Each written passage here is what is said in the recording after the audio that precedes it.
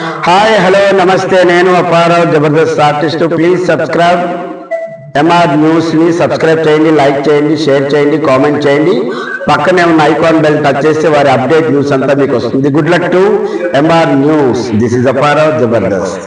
దగ్గుబాటి వెంకటకృష్ణారెడ్డి గారు బ్రాహ్మణ సామాజిక వర్గాన్ని గుర్తించి గత కాంగ్రెస్ పార్టీలో నాకు 9వ వార్డు కౌన్సిలర్గా ఇచ్చి ఇంతటి వాడిని చేసిన దగ్గుబాటి వెంకటకృష్ణారెడ్డి గారికి నా కృతజ్ఞతలు.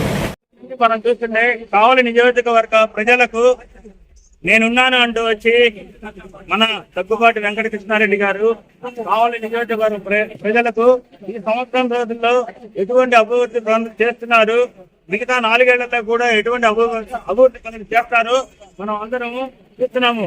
అలాగే ఒక సంవత్సరంలోనే అసెంబ్లీ సమావేశాల్లో 4-5 సార్లు అవకాశాలు ఇచ్చి మన ఎమ్మెల్యే గారికి అవకాశం ఇచ్చి మన కావలి నియోజకవర్గ ప్రాబ్లమ్స్ అన్ని సాల్వ్ చేసే ఎందుకు ఘాటుగా మాట్లాడి కావాల్సిన నిధులను తెప్పించుకుంటూ నియోజకవర్గ అభివృద్ధిని చేస్తున్నారు. అట్లాగే గత 44 సంవత్సరాల నుంచి తెలుగుదేశం పార్టీ జెండా సీనియర్ నాయకులైతే కార్యకర్తలైతే భుజాల మీద మోసిన వాళ్ళు మాత్రమే ఈ పార్టీ పదవులకు కానీ పార్టీ కౌన్సిలర్స్ కానీ జెడ్పీటీసీ కానీ ఎంపీటీసీ కానీ అర్హులు.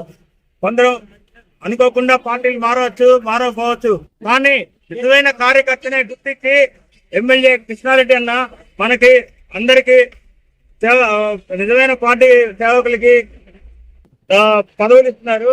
అట్లాగే రేపు రాబోయే రోజుల్లో కూడా అదే విధంగా సీనియర్ నాయకులకి అయితే రెగ్యులర్ గా ఉండి ఆశావాహులు కాకుండా గోడ మీద పిల్లలు లాంటి వాళ్ళు కాకుండా నిజమైన కార్యకర్తలను గుర్తించి ఏ పదవైనా సరే ఏ నాయకత్వం అయినా సరే ఆయన అందరికీ చేరుస్తాడు. ఎందుకంటే ఆయన ఇదివరకు అధ్యాపకుడు. ఆ అధ్యాపకుడు గత ఒక క్లాసులో 60 మంది స్టూడెంట్స్ ఉంటే వెనక బెంచి నుంచి ముందు బెంచి వరకు ప్రతి ఒక్క స్టూడెంట్ ని గమనిస్తాడు అధ్యాపకుడు అనేవాడు. అట్లాగే నియోజకవర్గ ప్రజలని కార్యకర్తల్ని రెగ్యులర్ గా ఉంటే అత్యంత సీనియర్ కార్యకర్తల్ని గుర్తించి ఆయన ఎట్లా అభివృద్ధి చేస్తున్నారు, అందరికి చేయూతనిస్తున్నాడు మనం చూస్తున్నాం.